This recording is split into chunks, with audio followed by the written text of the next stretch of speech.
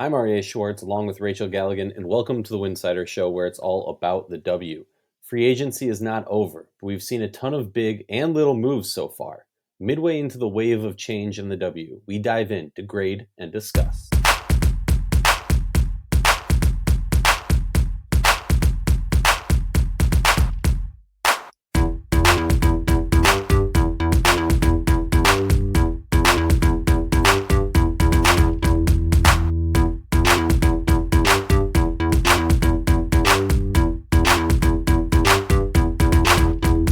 If you like our show, please consider joining our Patreon community, patreon.com/Winsidr. For less than a cup of coffee a month, you can directly show support for the hard work we do covering the W. And don't forget to see our amazing staff's written content over at winsidr.com.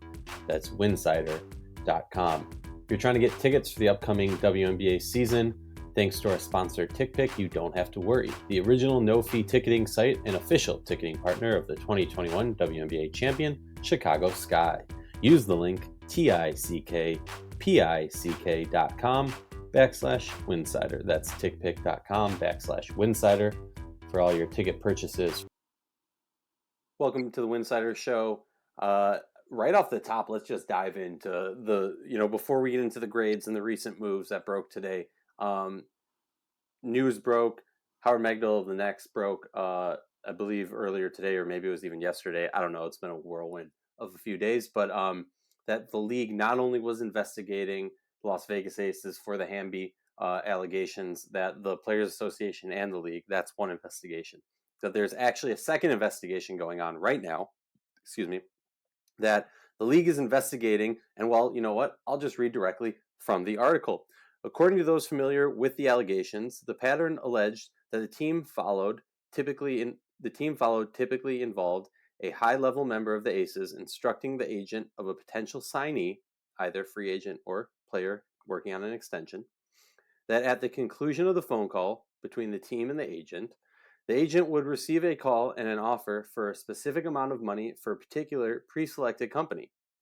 The work involved would be negotiable, according to those familiar with the allegations. So, in layman's terms, basically they were getting them quote-unquote jobs under the table in association basically with their current job with the Las Vegas Aces so that they could go around the cap, so that they could get more money in these players' pockets without it impacting the cap, and thusly allowing them to make a super team or get players on team-friendly deals so that they could do other moves to make the team better. And to me, that is the definition of cheating. Just flat out, like, you are going around the rules so your team has an advantage over the other teams. I don't know what else to call it. I don't think this can be a simple fine slap on the wrist. This is serious allegations if true. And I tweeted this out, and while I don't think the league is going to revoke the title, I think it has to be like at least thought about, discussed, whatever, because I mean, this is how I view it. If they're not going to make the punishment a legitimate punishment, you're basically sending a message to the league that we're okay with doing this. I mean, we saw coaches, GMs, and owners yesterday tweeting out, or again, maybe it was today, tweeting out, if there's going to be rules, let's follow them. If not, just let us know there's no rules so we don't have to follow them. That's the definition of an unfair playing field, and that's the definition of cheating in my mind. What's your thoughts on this, Rachel?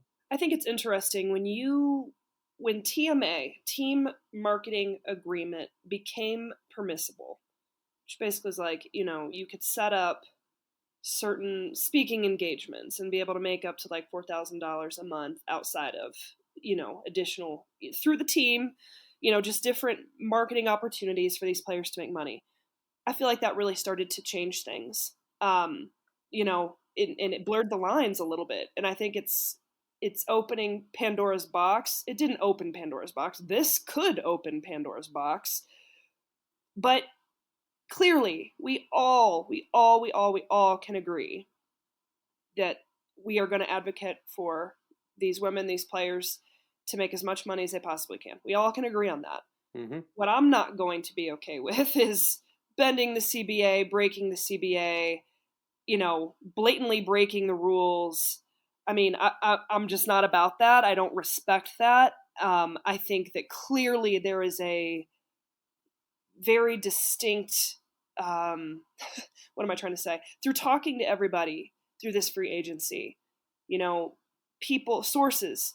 I mean, it was very, very evident that this was going on. It was very evident that there was a lot of frustration. There was a lot of confusion. People didn't quite understand, what can we do? You had certain agents out here really trying to push the envelope because they see what maybe a place like Las Vegas is doing. So I am not about cheating. I'm not about pushing the envelope to the point where the line is so blurred that it's like it's just messy to me. I can't get behind that. I think it needs Yeah. to be clearly defined and um, clearly. I mean, you've talked about we talk about the New York Liberty blatantly breaking the rules for the charter flight thing, the Hmm. $5,000 fine. This is minuscule compared to what we're looking at right now, in my opinion. The direction of where this goes from here on out is going to change the trajectory of the WNBA. In my Oh opinion, yeah. I mean, I think this is a much much much bigger story than we realize right now. Oh, 100%. I mean, we're going to look back at this and and look, here's my thing. Good can come from a bad thing, right? Like, this was a bad thing. This was cheating. There should be punishments. Like whether it's take the title, whether it's draft picks in the Well, future, that's if whether it's proven. financial, whatever, like, it needs to be something that, like, actually impacts it. Otherwise, it's just like, what are we even doing? And Rachel, to your point about the marketing, the thing I always want to say is, I've always found, like, again, I don't know why I have to say this because I think it's pretty clear and obvious. We want the players to make as much money as possible, but the way the current marketing agreement for additional money is set up is idiotic in my mind, because you have the situation like Courtney Williams, perfect example, free agent, not employed by the Connecticut Sun by the terms of like normal sports free agency, whatever, but yet is in all this marketing promotion for the Connecticut Sun during the off season. What are we doing? Like, it makes no sense. The day before she announces she's signing with Chicago, she's in promotions for Connecticut, selling tickets to season ticket holders and whatnot. Like, find a different way to, it's just ridiculous in my mind, and that's just like the tip of the iceberg, and then you're talking about like all the stuff under the water. I mean, yeah, I just think that I have to tread lightly with what I'm talking about here, but I also want to be transparent and I want to like, this has been known and this has been going on and Mm-hmm. uh, Mm-hmm. whether it's one team, whether it's multiple teams, what I'm curious now is can they even find evidence? Is there proof? Well, that's the other thing, like, how you gonna, that's what I was gonna say, is like, not having proof of this, or like getting enough evidence to, bring down the hammer, um doesn't necessarily mean it didn't happen, and doesn't necessarily mean that it didn't impact things in an unfair way.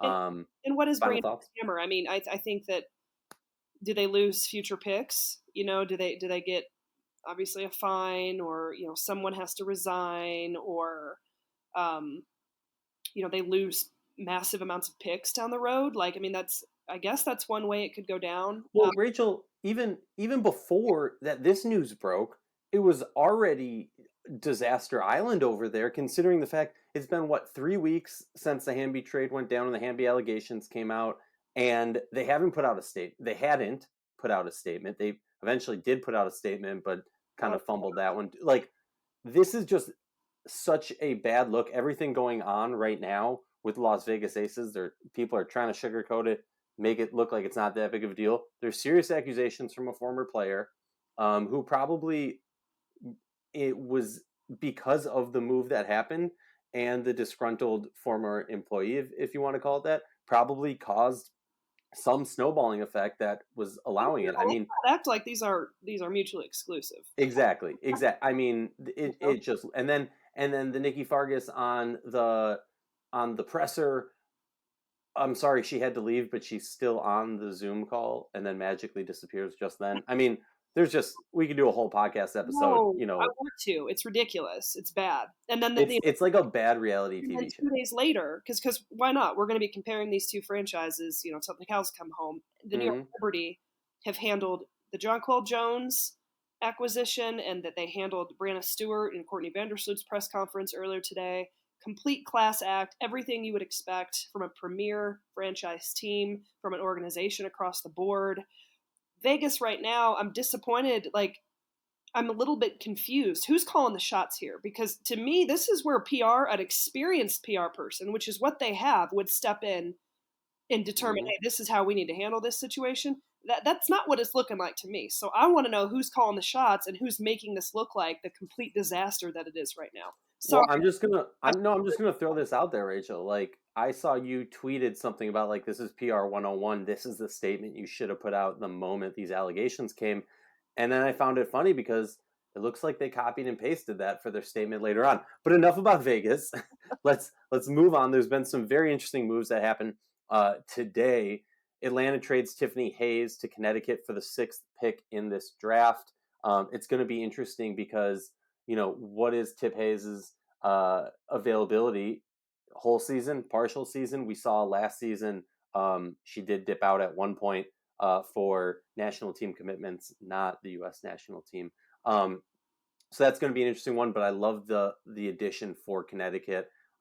Brings a lot of elements that that team needs: a shooter, a scorer, a good defender, a two-way player. Honestly, a great, not the same style player, so don't take it that way, but a great addition after you lose Courtney Williams in free agency. Any thoughts on that trade? I agree. I think it's a win-win for both. We knew she was on the move. At least I think that was common knowledge. Mm-hmm. I kind of forget like what is and what isn't, but it kind of was like I feel like Atlanta was able to secure a nice piece with this and being able to be now you're involved in this draft with two solid picks. I think they're going to be able to meet their needs in this draft with those two picks, maybe even secure a future piece, something along those lines. But yeah, I mean, I echo everything you said. I think it's great for both.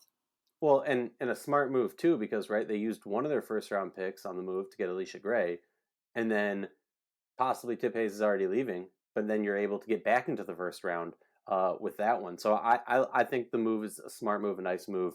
Um, Moving on to, I mean, there's been like, look, Vegas and New York have kind of, in the positive way, stolen the show of free agency so far. I don't think there's any question about that. And obviously they're making moves that either continue to have them as contenders or moves that move them into the contender box in New York's case and Las Vegas's case.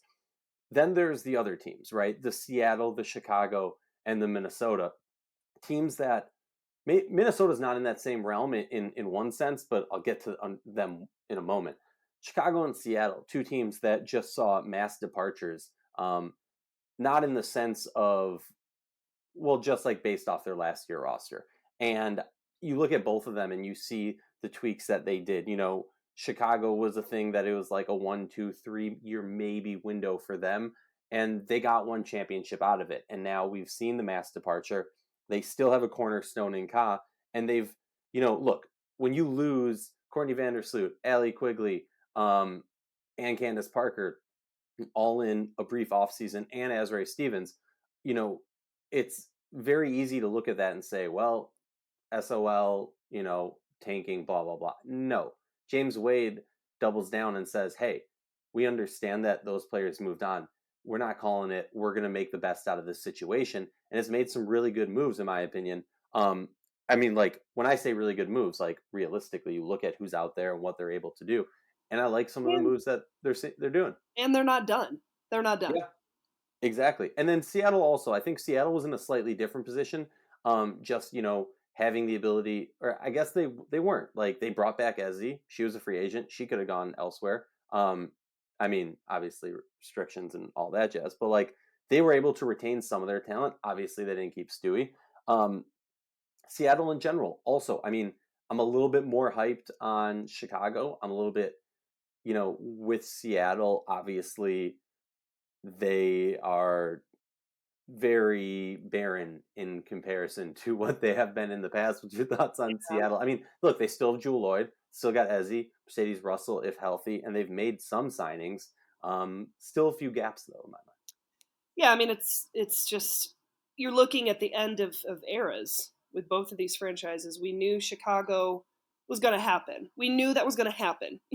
You knew that at some point Allie Quigley, was going to be done. Courtney Vandersloot could potentially move on. Candace Parker was either going to move on or be done. I mean, that's less of a shocker to me, and things that could have been prepared for in the future. I felt like last year, 2020, what the hell year is it? 2022. James Wade was able to keep the band together and run it back, and they did what they could. They got a championship. Now it's just a matter of, okay, like what kind of magicianal tricks can James Wade do? But now this is just a complete new era. When it comes to Seattle, I still question. Well, but I'll also say like what he put together is going to be fun, right? Like that roster is going to be fun. They're not like a clear-cut lottery team. So like Yeah, I'm excited for that team. It'll be fun. Continue. and they're not done. But Yeah. the Seattle, I think that there's more room to be critical. I still don't understand why you don't core your best player from 2 years ago. Can I okay, I know that that's the take, but let me just play this out real quick. Please, Okay? And because we've had this debate. It goes back and forth. Rachel says, "You core Stewie, she's your best player. She's one of the best players, if not the best in the world." Her and Asia, right? Her, Asia, and Delhi, if you want to say that. Why not core her? Then you have the power to at least get some trade back. you get Here's the my thing. farm for her. You get the farm for Brianna Stewart. But anyway, keep going. Yes, but do you? Because think about it realistically in the history of this league. When players demand trades, when players want out, I don't think this is a situation where Stewie goes, first of all, would Stewie agree to sign a 2-year core? Or does she just sign a 1-year core and then move on anyways next year? Well, that's assuming it gets to a point where she demanded a trade. Which I agree with, right? But what we know from Brianna Stewart is, and she's made it abundantly clear, she probably would have done a 1-year core last year, knowing what the situation with the CBA and prioritization is. So like this is essentially like the multiverse, right? Alternative universes of what could have happened. Like end of the day, I view it this way, and I'm gonna take Seattle's side on this because if Stewie's going to leave, so if at that point they had an inkling that Stewie's going to leave, she wants out once Sue's gone. She maybe would have left last year if it wasn't Sue's last year. Seattle goes, what can we do to retain longevity and keep talent on our roster? If a player wants out in the WNBA, historically, you don't get a good return. Arguably, the two best returns, and we were talking about this before, like were for Deladon because Chicago got Ka, and because Chicago ends up doing a lot of other moves that really was successful, and Dolson was part of their championship run. As much as it pains me to say that, so like props to them. And Connecticut with JJ probably is like the other one, arguably the best return ever for that caliber player, right? And even that isn't equivalent. And none of the players that were moved in there, like I'm taking Jewel Lloyd over every player that has ever been involved in a superstar trade, forced trade, or just move besides maybe Ka, right? So like keeping Jewel Lloyd was a long-term goal, and saying to Jewel, like, we're focused on you. If Stewie leaves, this team's yours, and we're going to build around you. I don't think is a bad move. I think it's like kind of cutting your losses. I mean, I get what you're saying, but like, there's so many ifs in Sure. there. Like, there's so many like assuming you knew she was going to leave in a year, assuming they knew that. I don't believe that's the case. I really don't personally believe that's the case. They might know something that I don't. Probably a good chance that they do. I still like, again, you're assuming that okay. So now the theory in the WNBA is like, okay, we can't have high value trades because just these superstars are just going to demand their way out. Here's the thing. I mean, like, it's Brianna Stewart. Like you don't know what's going to happen in this next year. You end up attracting her. You end up getting her to come back. You end up thinking, oh, hey, maybe we might be able to attract Courtney Vandersloot to come here. You're our core player. Hey, if not, okay, well at least we can trade and get the farm for her. Now I understand everything you talked about. Those are players who demanded trades, who are not unrestricted free agents at that period of time. So, I mean, we're talking about a couple of different things here, but like I get the way you're spinning it, and I understand you're cutting your losses. What at least can we get here to, like, I guess that's Jewel Lloyd. I love Jewel Lloyd. I have been a huge Jewel Lloyd fan since I remember watching her in But she ain't no literally Stewie. junior. But she's replaceable. Brianna Stewart's not replaceable. So yeah, that's just I get what you're saying. I honestly I respect it because it makes sense when you talk about it in this way. I just court your best Yeah. player, man. No, I hear you. I just think end of the day, like if they had an inkling, then it's a gamble. It's a Yeah, gamble, right? No matter what, it's a sure. gamble because There's so much yeah, that we don't know, exactly. And obviously. like, hey, for all we That's know, she kind of tipped them off, like, hey, I'm actually considering going, but whatever. The other team I want to yeah. talk about because we talked about like dynasties and the changing of guards and things, and I think it's interesting because you look at, LA that's done pretty cool revitalization, but like Minnesota, a team that I just want to touch on real quick because it's been year after year after year, 4 free agencies in a row, right? That since the departure of Brunson, um, Maya, Whalen. Since then, during the Reeve era of GM, the Lynx have just not been successful courting and bringing, top tier talent to them in free agency. And the other interesting aspect of that is like really, I mean, Sylvia Fowles is the one that during the dynasty they were able to court because of her relationship in part with Simone. And so you look at this and you kind of zoom out, and I always say, like, look, we're gonna in a moment go down the list of teams and give a grade. This is like this is a fluid thing, right? We're in the moment of like this is mid free agency, we're grading this. Then there's the post free agency, then there's a year down the road, 2 years down the road. You start looking back at what Minnesota's been doing and not been able to do.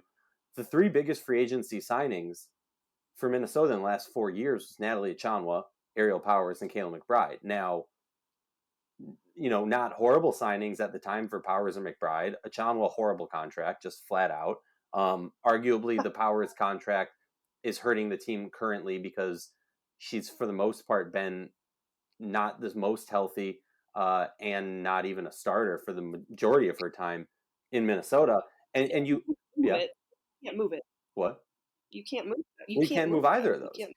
But Right. at least like from the perspective of Natalie Chanwa, I don't know what her status is going to be this season, but at least with the new clause in the CBA, they can replace that.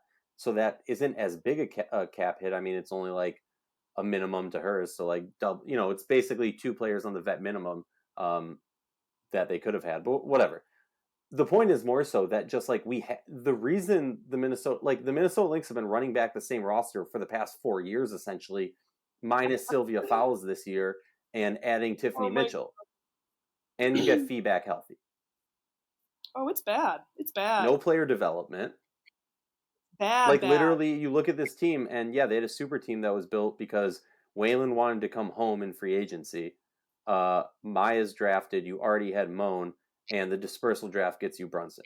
And so now you look at like everything through a different lens, and you start to worry.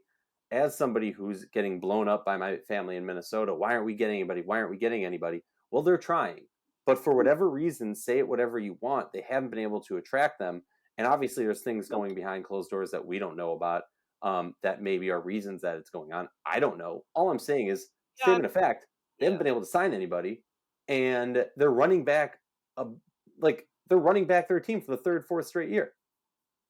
You're not able to attract high level free agency prospects signings, and you're not able to create any trades because these contracts nobody wants to take them on. So it's bad.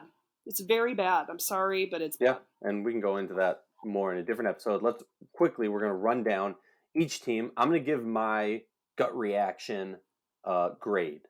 Okay, I tried to do this quickly and not because I can, dissect it forever and excuse me, go a little crazy on the pluses and minuses. Oh, wait, we're doing We're grades doing right now. grades. I mean, and I'm putting Rachel on the spot. I like jokingly told her, but I didn't want her to be prepared for this because I like to get her hot takes and I like to make her disagree with me. And this is pre the moves that are still yet to be made. Yes, This is not this final is not final. grades. No, no, Got no, it. no. This is like an updated. This is what we know so far. Obviously, like I'm giving New York A+. No question there, I right? mean, got Well, I'll just start, whatever. I got it all listed. Atlanta, I'll give them a B-. I really like the moves, but not like hitting home runs, not anything crazy out of the park. Smart, calculated moves. B-. What do you think? B, Okay. Okay. All whatever. right. DC, B-. I love the Sykes signing. Tolliver, like I joke, but this isn't Tolliver from 2019. They're still lacking some offensive prowess in my mind. So I'm going to give them a B minus because I do think adding Sykes is going to keep their defense just really mean, but the offense still worries me. I give them a C. I'm Okay. underwhelmed. Chicago C plus. I don't think that like they did the best in the situation they could. So they're passing, but without making crazy big moves, it's hard to give you more than that. Whew. I think we're gonna have to come back to this Okay. one. Keep saying they're not done, but for the destruction that we've witnessed as a fan or as an outsider, I'll give them a solid I was B gonna minus say right now. I hear you like the lips are together. You're about to say B. It's just kind of like what players are left. It Yeah, feels like well, to and, some and they did a great job of just snatching up a lot of those second, third tier players in positions they needed, degree. while other teams swung and missed on top players, and then have just been like scrambling to get anybody. Connecticut C plus, not overwhelmed by what they've done. They've done solid moves, anticipated things like we talked about even at the end of last season. Like doubtful that you keep this team together, but they're making smart moves to kind of reposition themselves. I knew that there was going to be like this was going to blow up, and it did. I mean, blow up to some degree with JJ leaving, and I'm gonna include that trade in there the way she wanted out and what they were able to get in return. I'm gonna add that in kind of my Mm-hmm. grading. So clearly, we're talking about teams that look vastly different. I like Allen on this roster. I like Ty Harris on this roster. I like that. Thank God they were able to maintain Heidemann. Um, and Brianna Jones. I mean, coring her. I mean, I think it's different. It's not going to be the same. They're going to have their challenges, but I'm going to give them a B plus. I think that they've done about as well as they could in this Love it. situation. New York, obviously A plus by everybody. The aliens that we don't know exist are giving them an A plus. Indiana, I'm gonna is D passing or is C passing? I've been out of school that long. Technically, C is average. I don't even know. Some depends on who you talk to. All right, fair. I'm gonna give them either a D plus C minus. I mean, nothing crazy.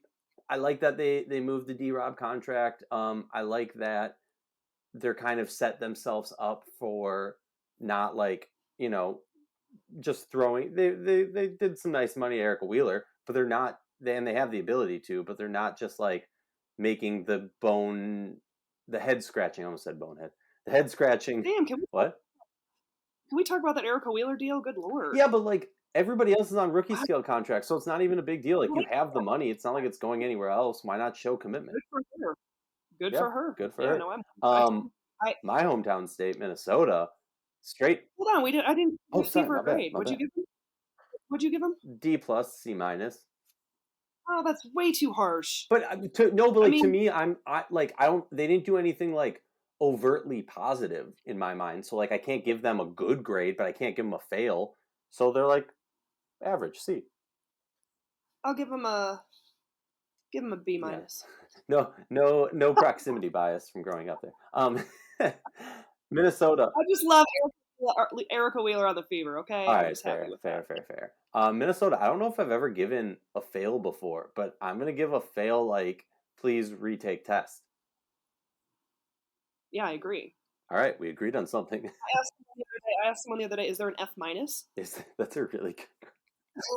No, and then we're not even like trying to be mean. It's just like, what moves have No, you made? And then honestly, like the thing that bothers me is they're making these moves to run back the same roster, but they're essentially just like acknowledge like none of the moves were like, okay, Sill's gone, we're signing Dantas and we're signing Milic, and like we're excited because that's going to be a powerful front court with Fee.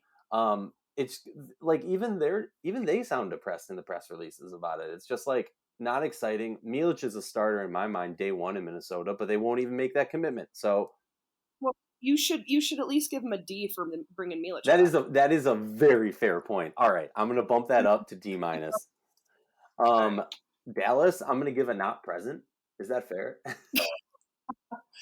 Oh And God, let's wait and see what happens with Marina Mabry and I mean, I guess we could talk They about brought back Natasha some. Howard.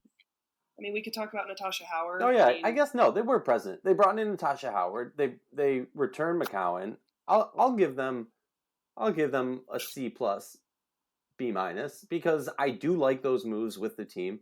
It sucks that they lost Kayla Thornton, but they had to make some tough decisions about moving some of those players. Yeah, yeah, I'm doing this with the caveat that Mabry does not return.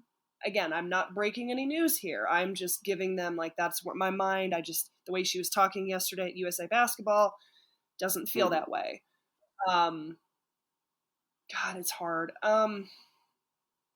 I mean, okay. I'm gonna give him like a. I mean, it's just bad. You can't lose Mabry. I give him a okay, D. yeah, Sorry. no, Yeah. that sucks. Seattle, I'm gonna give them C minus D plus also because like nothing that's really blowing me away. I love that they brought Ezzy back. And obviously similar situation as Chicago, but I do think Chicago's done a slightly better job of amassing Yes. talent. Yes. I agree with you. Same. Vegas, A with a giant asterisk. I mean, I'm still very much saddened about the Hamby situation. It's hard, this Vegas team has become very endearing to my heart, and she is a large part of Mm-hmm. that. Derek Hamby and it's how close this team felt. Some of these players felt. It's weird. I'm having a hard time envisioning her with anyone else, and I'm confused by that after the team friendly deal and everything that went down. She gets pregnant, they need bodies, it's a business, it's a whole thing that goes on. Okay, so you make the decision to move Hamby, and so then that turns into Candace Parker and Alicia Clark. I mean, they added depth, they got better. You added Candace Parker. We still don't know how that's going to look, but it's like, I mean, it's a win. You Can I can't just? argue it. Oh, It's it's a definitely a win. Can I just say, like roster wise, they got more. Like the roster got better, no question in my mind. Can I just say though, how funny I found it because if you weren't following the news of Candace Parker going there, a lot of the quotes that they had, if you just replaced Liz Cambage for Candace Parker, a lot of the quotes were the same. That it was based, and I'm obviously it's very different styles of play. I think Candace's style of play will pair with Asia much better than Liz did. But it was just funny to see a lot of the same. Like, I'm not worried about multiple superstars. More talent, the better. There's blah I blah. know. It was just like a lot of the same lines, and it's like, oh, are we just doing take number two on this? Literally felt like it was repeating Right. itself. Yeah. LA, I'm gonna give him a B plus, and because Kurt Miller jumps in there with like basically just an aftershock, right? Like what Derek Fisher did there was just like, I mean, it was completely empty. And what Kurt Miller has been able to do, like Derek Fisher went all in on that one season, went up in flames. Now we're back, completely empty, and Kurt Miller has built up a team. Now I'm not saying this is a contender. I'm saying he's built a playoff team, and they really revamped and recharged much quicker than I think a lot of people expected. So I'm gonna give him a B plus. It really comes down to, being able to attract high level free agents. Azure Stevens was one of those Mm-hmm. this year because of the supply and the demand. We can go back and forth. Is she a supermax type player? Like, but she was at that caliber in terms of what was needed, supply and demand. And the fact that LA, I mean, it took a while for Stevens' deal to get done or to figure out what was going on or what she was going to do. But for LA to win that battle, that is huge. That's massive. I think that shows a lot of faith in just what they've been able to do in such a short amount of time. Um, could it's just what happens with Kennedy Carter, in this year, and we'll see, kind of how that ends up, I guess, ending up in my opinion. But yeah, I mean, it's definitely they were able to do about as well as they could, and I think that now it's just kind of do they have any other moves potentially under their sleeve? Can they attract, you know, next year is where we're really, really, really going to be talking about LA. And have they done enough to continue to attract those high level, you know, unrestricted free agents? And so, yeah, I mean, I agree with you. I'll give them a B plus as well. Phoenix is definitely not present. Like they don't have. But that's how we always feel Yeah, about Phoenix. no, 100%. We'll wait. We'll see We what still happens. the Who question, can they add? still, yeah, we still haven't signed Taurasi and Griner. Everyone just assumes that that's going to be the thing, but I think the big question mark is Skylar Diggins-Smith. What ends up happening with that clearly situation where, that wasn't going to work. It probably won't work. And assuming Nygaard's still the coach, and she is, new ownership now in place, I would imagine that something's going to be worked out here soon enough. But they did bring back Sophie Cunningham. Yeah, I guess one move. Let's run down some questions that we got. A bunch of them we already touched on. Curious to hear our opinions on where Mabry and Tiff Hayes end up. Well, we already know Tiff Hayes. Thanks, Rachel. Marina, I'm just gonna not let you talk, and I'm gonna say let's wait and see. I can't say anything. Yeah, no, you're not. You're not allowed to.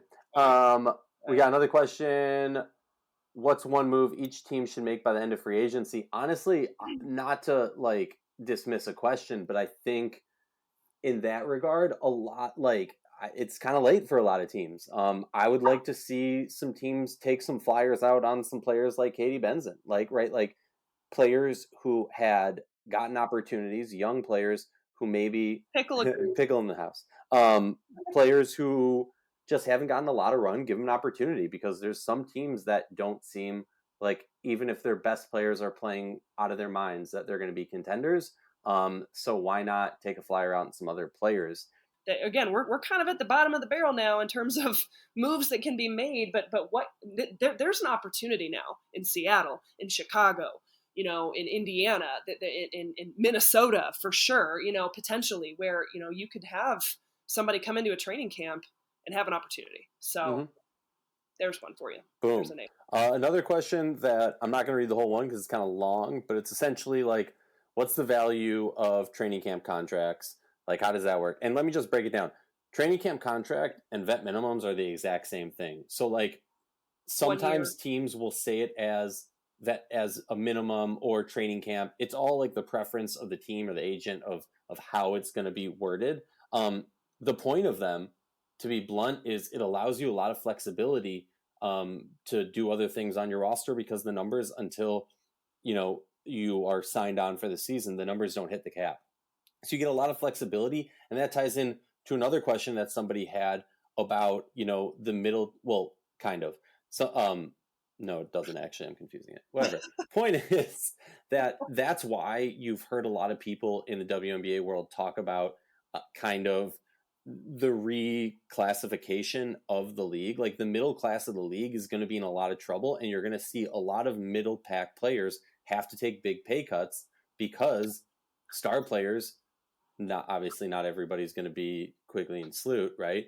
Are not always. Some are going to take pay cuts, some aren't. And what we're going to see is a lot of teams are, as we adjust to this new CBA, a lot of middle class players are going to have to take vet minimums, which can be shown up as a training camp contract, or it could be more like a team could envision actually having them, right? Mm-hmm. Another one, how do we see the rest of the New York Liberty roster ending up? Honestly, it's going to be interesting, because right now, Marine and Han are not on the books. And I don't believe, if I saw a tweet breaking down the numbers, that they don't have enough cap space to sign both of them. So it's going to be interesting. Personally, I still think a move is on the horizon, but who knows? Well, and training camp contracts don't hit your books. So, but you also have some other players that, they got a chance to have a competitive training camp. Yep. Sabali, well, that's not. Yeah, well, there's two other players, right? Yeah, we were talking about that the other day, you and I. I don't know. I go back and forth. It feels like there's another move to be done, but at the same time, it kind of makes me wonder, were they able to make this work? Right. I haven't had the chance to sit down and crunch the numbers, and let's be honest, I'm probably not going to. Well, it's four players, right? Sabali and Sika also, with Han and Marine, and there's space as of now for one person at a minimum. So, and with it being the summer that it is for international players, it's just kind of, in my mind, again, I'm not writing them all off, not all, but I'm not writing those players off. I love when they're here, but the Miesemans, the Johannes, it kind of maybe this isn't the year for them to come over. Yeah, maybe. After the 1-2 punch of Liberty and Aces, who do you think will form the middle tier of the WNBA standings? Honestly, I think it's so open. I could see all of them. Look, I made a dollar bet that this was such a ridiculous bet that three of the four teams in the lottery are going to be Chicago. I think I said Chicago, Minnesota, and Seattle. It was a stupid bet, way too early in free agency. But I truly think that like you look at the league and literally I would not be shocked to see any of. There's no team that I would be like completely floored in this league besides Vegas and New York if they're like being a middle tier, contention team, whatever you want to call it. What do you think? We're talking about like next tier of potential Yeah, like contenders. we not potential contenders, just like who's going to be the middle of the pack in the league. I mean, I think LA is going to get there quicker than we True. realize. I think that Connecticut has enough pieces to remain competitive. I think Atlanta is kind of on that same trajectory. Like they, when I not DC. yeah, like DC for sure. I mean, depending on what happens, I mean they've just been kind of such a inconsistent wild card because of Deladon for so many. And Hines Allen's got to play better. I would definitely say DC is there. Connecticut is there in terms of talent, in terms of up and coming potential. I think Atlanta's there. LA, I mean, really, really early to say that, but LA is showing promise. Dallas should, Mm-hmm. but it's also Dallas, and Dallas is going to Dallas. Yeah. So The greatest line of all time, Dallas against Dallas. Um, well, the last question, I think we touched on all. Do we foresee any league upping the ceiling of the salary cap amid the rumors of the Aces? I think it's going to be interesting. We'll just have to wait and see. I mean, the league's going to have to do something, and it's either hard punishment coupled with changing something in the CBA or hard punishment and no change. And like you said, Pandora's box has been opened. We already right. touched on why the Lynx aren't in free agency and what the Fever are doing on the roster. Any final thoughts on the salary cap? No, I mean it's unprecedented in my opinion, so it's hard to say. Like it's like I said, it's a critical moment. There has to be some form of punishment, I would imagine, but also Las Vegas is the golden child right now. Becky Hammon is the golden child. All those players, like it's kind of like the league needs them to be doing what they're doing on the court. So how this is handled is going to be really, really, really important. But at the same time, like if it's not handled harsh enough, and everyone else knows this is going on, everyone in the league is talking about it and addressing it now, like, and it's like, oh, you're going to get away with it? Okay, well now the new rule book is set. Mm-hmm. And now we know what this looks like moving forward. And then all of us who get to talk about this and analyze this, get to talk about a lot more than just salary cap. So yeah, I mean, like I said, it's completely unprecedented. It's hard to imagine where this is going to go. Yeah, well, I'm excited to see. I'm excited to update our free agency grades once some more moves happen. Won't be the last time. And we're going to have some cool guests coming on soon and cool topics to discuss. Rachel, we'll be back. Have a good one.